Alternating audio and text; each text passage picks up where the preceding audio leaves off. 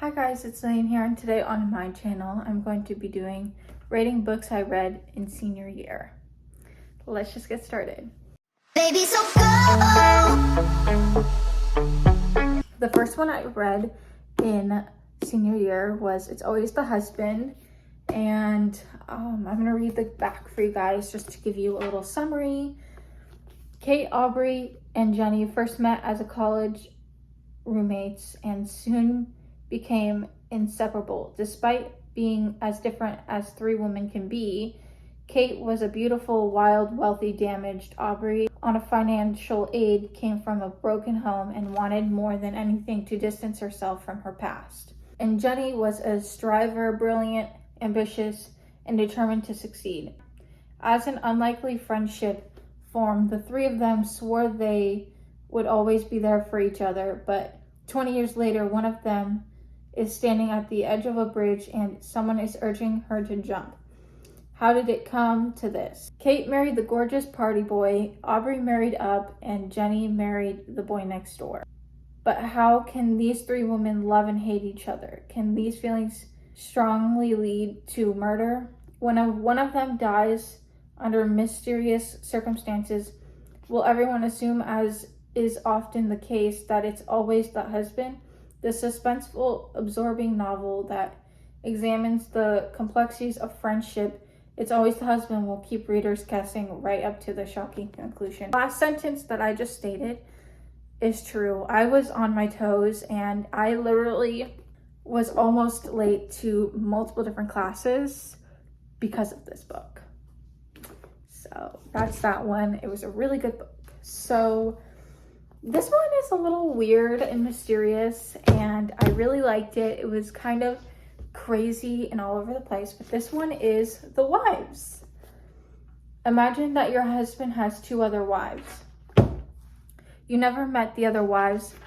None of you know each other, and because of this unconventional arrangement, you can see your husband only one day a week, but you love him so much you don't care, or at least that's what you told yourself. But one day, while you're doing laundry, you find a scrap of paper in his pocket, an appointment reminder for a woman named Hannah.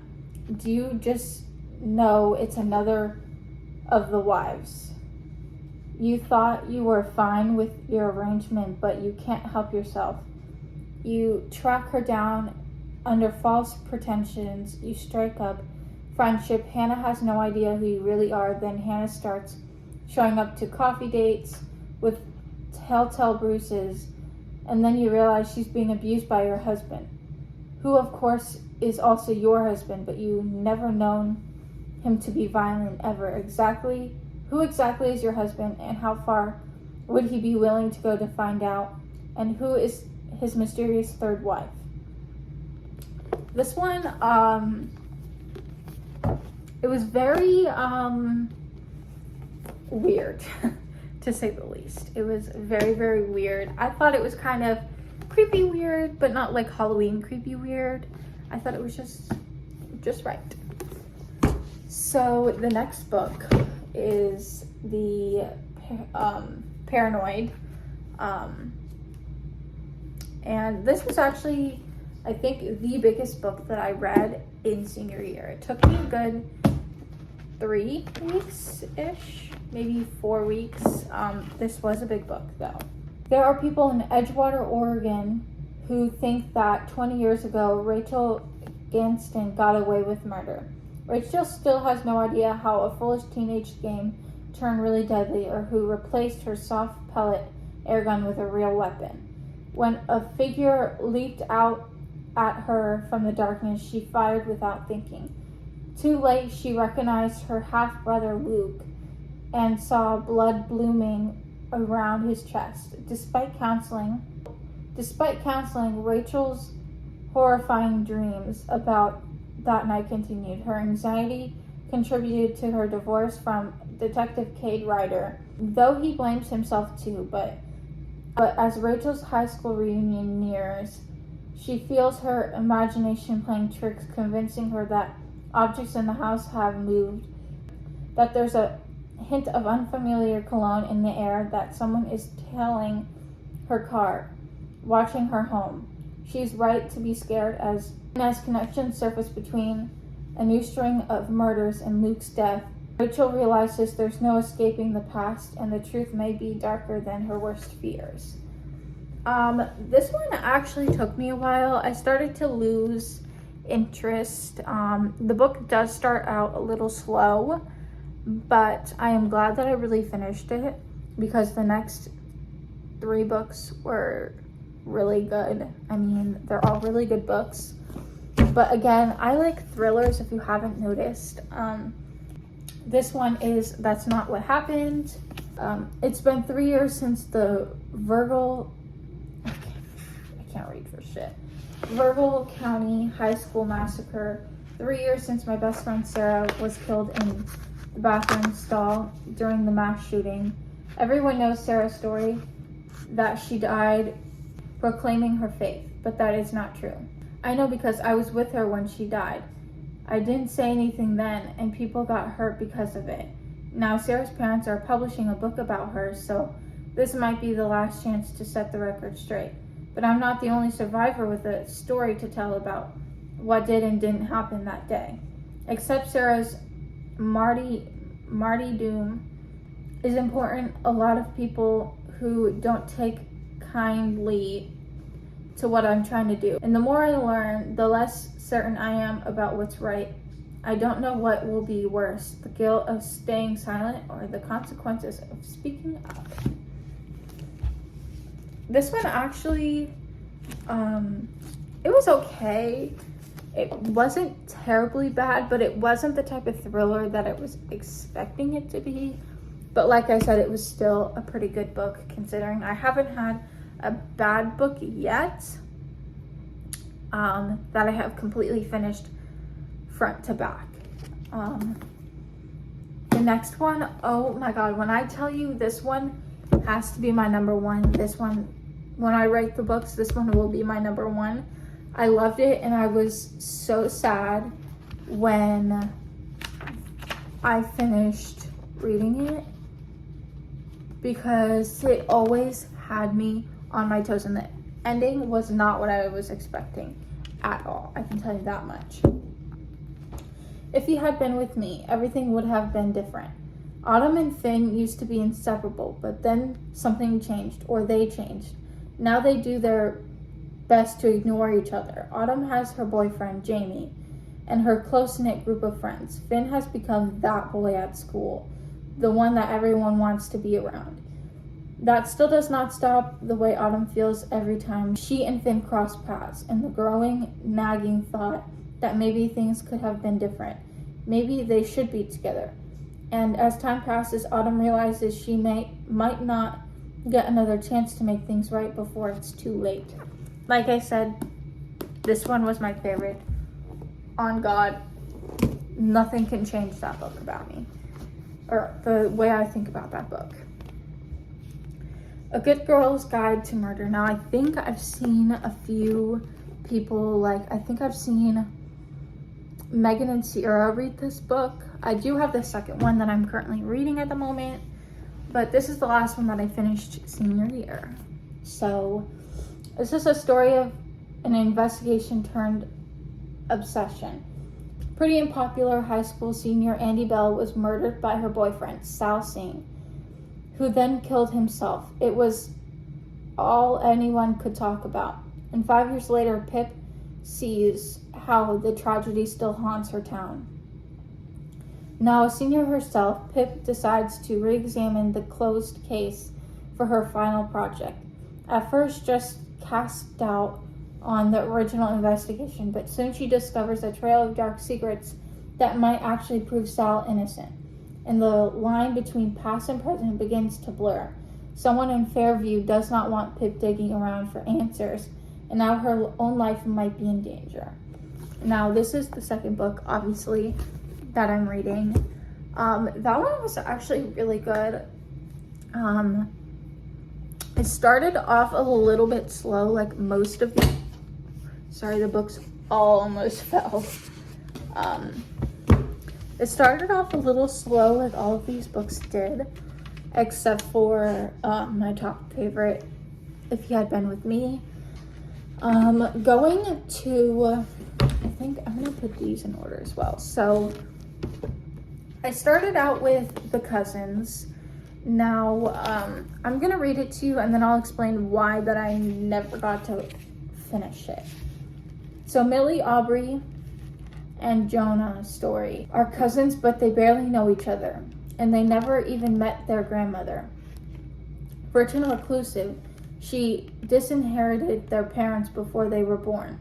When they each receive a letter inviting them to work at her island resort for the summer, they're surprised and curious. Their parents are unwavering on one point: not going is not an option. This could be a chance to get back into their grandmother's good graces. But when the cousins arrive on the island, it's immediately clear that she has different plans for them. And the longer they stay, the more they realize how mysterious and dark their family past is. The entire Story family has secrets. Whatever pulled them apart years ago isn't over, and this summer the cousins will learn everything if they can survive this season. Now, I do not know how far I got, and if I were to start reading this book again, I would have to quite literally start reading it again from beginning. But it wasn't the thriller that I thought it was. It started off really slow, and the last thing that I remember is them being at a pool party or some type of event gathering, and it just wasn't, it was so slow. I don't know. I want to say a fourth of the way in, and it was still really slow. It was kind of like dragging on every single little thing. And I guess that's the thing to get your readers hooked. But for this book, it just wasn't hidden. But I am gonna finish it, even if it takes me 3 years to finish it. I'm gonna finish it. This, though, would be my last book to read out of the 3 that I have right now. Now, going into the murder game, I honestly don't remember ever starting to read this, to be honest with you, but I couldn't tell you. Luke Chase never wanted to get caught up in a murder. When his roommate Oscar convinces Luke to break the rules and sneak out of their boarding dorm room one night, it sounds like fun. They'll meet up a couple of girls in the forest, have a good time, and no one will ever know. But when the wife of one of their teachers is found dead in the woods the next morning, Luke realizes they're in deep trouble. Why do I feel like I finished reading this book?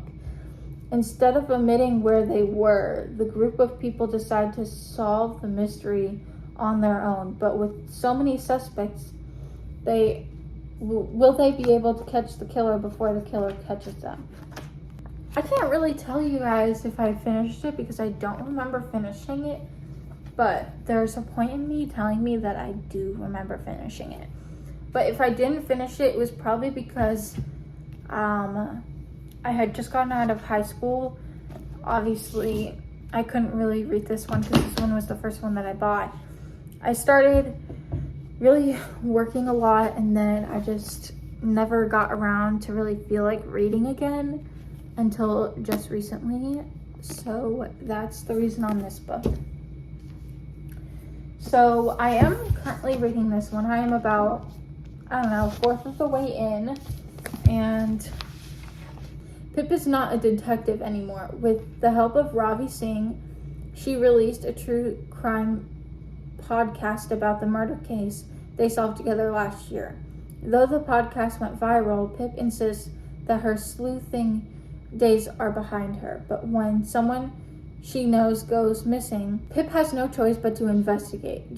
Jamie Reynolds disappeared on the very same day the town hosted a memorial for the 6-year anniversary of the deaths of Andy Bell and Sal Singh. It has to be more than a coincidence. To track Jamie down, Pip follows a trail of clues, uncovering more of her town's dark secrets along the way. And this time, everyone is listening. But will she find him before it's too late? This one, I'm not gonna lie, it's going a lot slower than the first book. I'm trying. The thing is, I just still have no passion to read again. I'm trying though. We're gonna do it. We're gonna do it. So those are the 3 books that I did not get to finish. And now it is time to rate all of the books. Number 1 being, like I said, if he had been with me, still number 1. We know why. Well, I know why it's number 1. The next one has to be It's Always the Husband. I liked it because it was just it was such a thriller. Like, the end threw me for a loop. I was so confused, but yet so interested in the entire book. And that's why I chose this one to be my second one, my second favorite. I'm gonna go with The Wives to be my next one. I did explain to you guys when I was reading you the, what it was kind of about, that it was kind of, well, I think, if I remember correctly, I could be wrong, she's in a polyamorous relationship. She doesn't know about it, clearly, for her. So that's kind of why she, like, it kind of just gave me vibes of, like, you go to a frat party, you get roofied, you don't remember. That's what it kind of gave me, and that's why it was a really good book. The next one I am gonna have to say is this A Good Girl's Guide to Murder. It was only 4th because of the fact that it is editing Leanne here. I guess what I was trying to say was the book, it was kind of like obvious, since like it said A Good Girl's, Guide to Murder. I already knew the book was going to consist of murder and a guide to how she got to the murder. So like with The Wives, it was like, I guess like what I'm trying to say is, I like when the title and what the book is actually about don't like mix. So I thought like The Wives was going to be multiple different like divorces, whereas it really was a polyamorous relationship that she kind of sort of knew about, but she didn't know about, but now she really knows about.